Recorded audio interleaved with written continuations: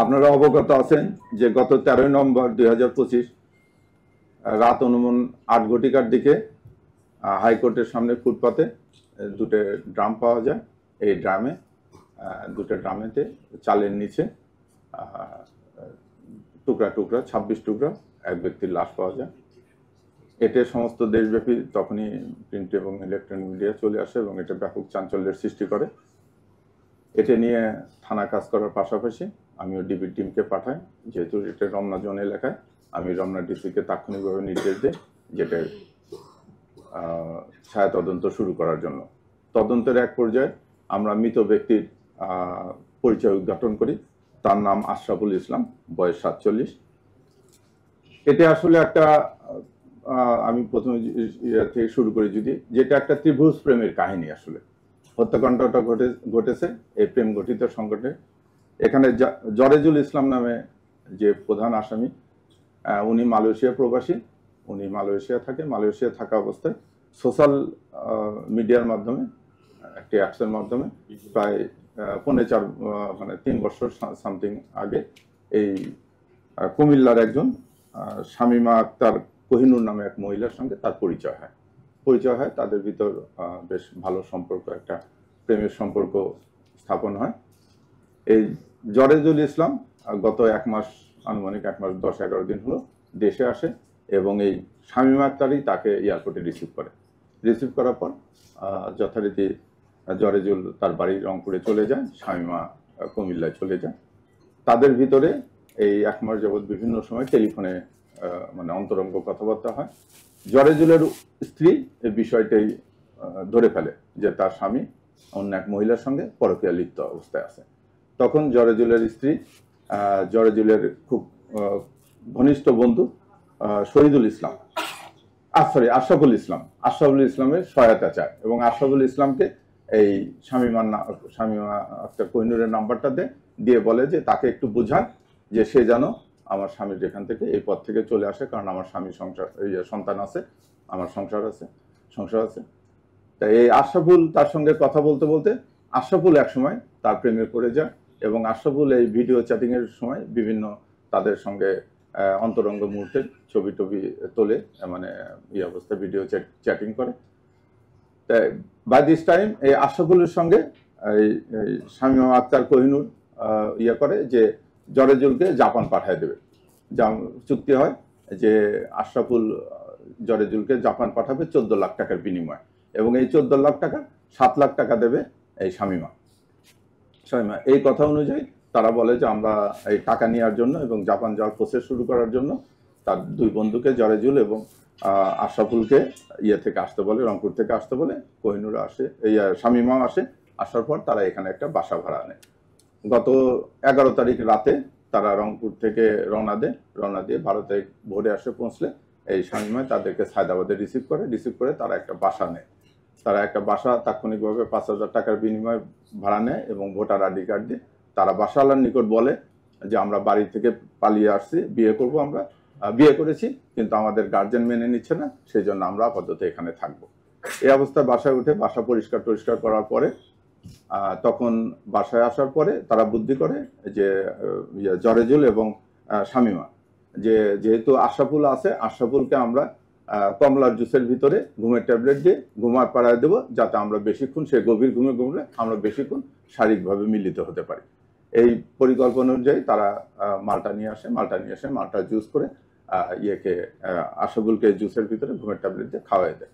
কিন্তু আশরাফুল ঘুমায় না। আশরাফুল বাসায় আসে, বাসা পরিষ্কার করার পর বারবার শামিমার সান্নিধ্যে যেতে চেষ্টা করে, যেটা জারেজুলও বাধা দেয়। জারেজুল বাধা দেওয়ার এক পর্যায়ে তাদের ভিতর তর্কাতর্কি হয়।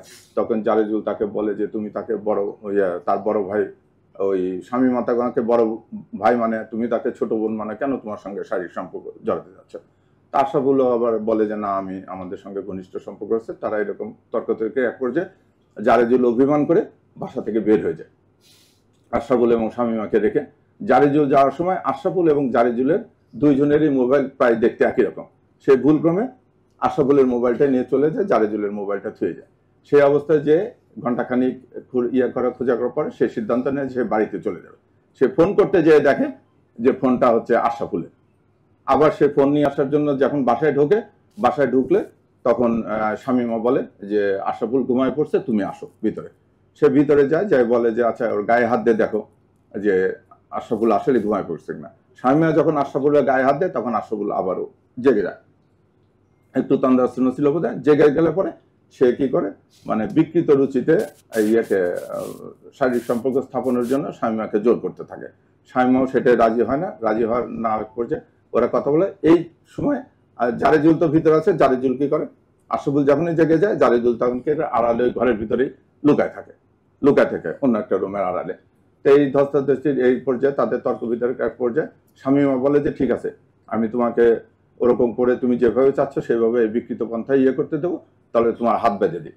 তখন কি করে, কাপড় টাঙানোর একটা রশি ছিল, ওই রশি দিয়ে শামীমা কি করে আশরাফুলের হাতটা বেঁধে দিয়ে তারপরে যখন শারীরিক সম্পর্ক যেতে ধরে তখন মেয়েটা শামীমা একটু চিৎকার চেঁচামেচি করলে জারেজুল ভিতর থেকে চলে আসে, এসে গলা মানে জাপটায় ধরে আশরাফুলকে। যখন জাপটায় ধরে তখন আশরাফুল আবার একটু শারীরিকভাবে তখন আশরাফুল একটু ছোটাছুটির চেষ্টা করে। ওখানে একটা হাতুড়ি ছিল, জারেজুল হাতুড়ি দিয়ে আশরাফুলের হাঁটুতে বাড়ি দেয়। সেই হাতুড়ি আমরা উদ্ধার করেছি। বাড়ি দেওয়ার এক পর্যায়ে আশরাফুল যখন চিৎকার চেঁচামেচি করে তখন শামীমা তার ওড়নাটা আশরাফুলের মুখের ভিতরে দিয়ে কস্টেপ দিয়ে মুখটা পেঁচায় দিয়ে ওরা ওই অবস্থা রাখে। কিছুক্ষণ পর দেখে যে তারা দুইজন উপলব্ধি করে যে জারেজুল আশরাফুল আর নড়াচড়া করতেছে না। তখন তারা করে দেখে যে মারা গেছে, আশরাফুল মারা গিয়েছে। তারা ওই অবস্থায় লাশটা নিয়ে বসে থাকে, চিন্তা করে যে কি করবে, নানান ফন্দি ফিকির করে।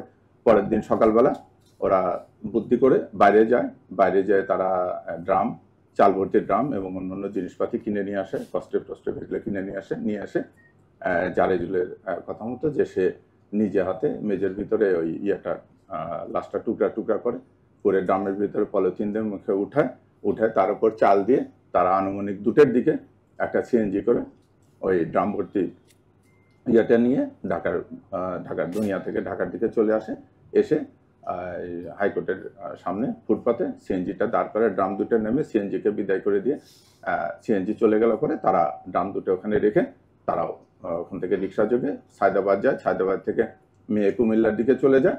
আর জারেজুল যাওয়ার জন্য রংপুরে যাওয়ার জন্য বাসে টিকিট কাটে। এই বাই দিস টাইমে জারেজুল মানে থেকেই নিজের আত্মউপলব্ধি থেকে এই ঘটনাটি তার ছেলেকে বর্ণনা করে। তখন ছেলে বলে যে না বাবা, তুমি এসো না, তুমি বরং অন্য জায়গায় পালিয়ে থাকো, ওই মেয়েকে নাও, মেয়ের সঙ্গে করে দুইজনে একসঙ্গে থানায় যে তোমরা হাজির হয়ে থানাতে এটা বলে দাও, তোমাদের সত্য ঘটনা বলো। তারপরে জারেজুল আর যায় না, রংপুর যায় না, সে সে কুমিল্লাতে চেষ্টা করে মেয়ের বাড়ি লোকেট করার জন্য। যেহেতু বাই দিস টাইমে সবাই সিম চেঞ্জ করে ফেলেছে, তারা আর এটা পারে না। তখন জারেজুল বুদ্ধি করে, জারেজুলের পূর্ব পরিচিত একজন ভদ্রলোক ছিল, ওনার সঙ্গে অনেক আগে পড়েছে, দাউদকান্দির মান্নান। এই মান্নানের বাড়িতে যে জারেজুল ওঠে। আমরা এই মান্নানের বাড়ি থেকেই জারেজুলকে গ্রেপ্তার করার পরে আমরা আগে হাতুড়ি উদ্ধার করেছিলাম। আর পরে এই মান্নানের দেখানো মতে যে চাপাতিতে টুকরো করছে ওটা ওরা সায়দাবাদের ওখানে ফেলায় রেখে গেছিল, ওগুলো উদ্ধার করা হয়েছে। এবং মেয়ের বাড়ি থেকে, কোহিনুরের বাড়ি থেকে তার রক্তমাখা ওড়না এবং কাপড় চোপড় উদ্ধার করা হয়েছে।